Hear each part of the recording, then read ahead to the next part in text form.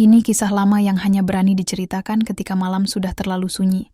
Sekitar tahun 1880-an, di sebuah kampung terpencil di pedalaman Sabah, wujud satu kisah yang tidak pernah ditulis, hanya diturunkan dari mulut ke mulut oleh orang-orang lama. Kampung itu dikelilingi hutan tebal. Pada waktu malam, bunyi alam lebih kuat daripada suara manusia.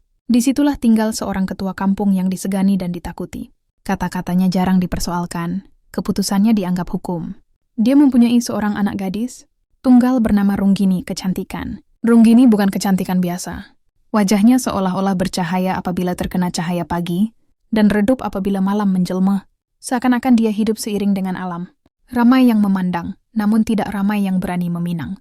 Sehinggalah suatu hari, seorang pemuda kampung bernama Bin Sulunan datang menyatakan hasrat.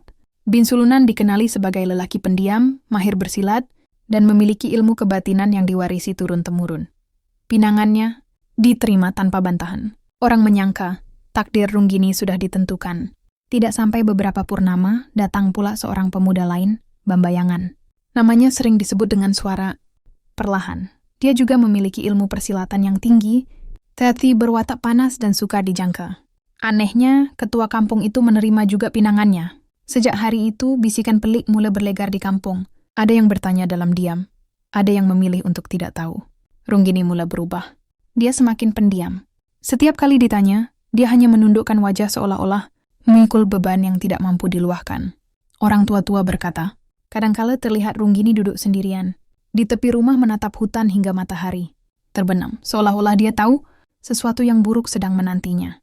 Akhirnya ketua kampung membuat keputusan yang mengejutkan semua orang. Dia menetapkan satu tarikh perkawinan yang sama untuk dua lelaki dan seorang perempuan. Tiada siapa berani membantah. Tiada siapa berani bertanya. Mereka hanya berbisik sesama sendiri. Pada malam sebelum hari perkawinan, angin bertiup lebih dingin dari biasa. Unggas hutan tidak berbunyi. Dan orang-orang tua berkata, jika alam sudah diam, itu petanda sesuatu sedang menunggu untuk dilepaskan. Runggini duduk menghadap hutan, hingga api pelita hampir padam. Dan, sebelum subuh menjelma, Runggini akhirnya bersuara, dengan suara yang terlalu perlahan untuk didengari semua orang. Aku tidak akan menjadi milik sesiapa. Keesokan harinya, langit tidak cerah seperti biasa. Angin bertiup aneh, dan pada hari itulah, dua lelaki akan menuntut hak, seorang ayah akan kehilangan segalanya, dan seorang gadis akan membayar harga atas keputusan yang bukan miliknya.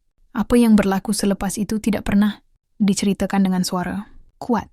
Hanya mereka yang berani mendengar hingga ke akhir akan tahu kenapa kampung itu tidak pernah benar-benar sunyi lagi. Bersambung di part 2.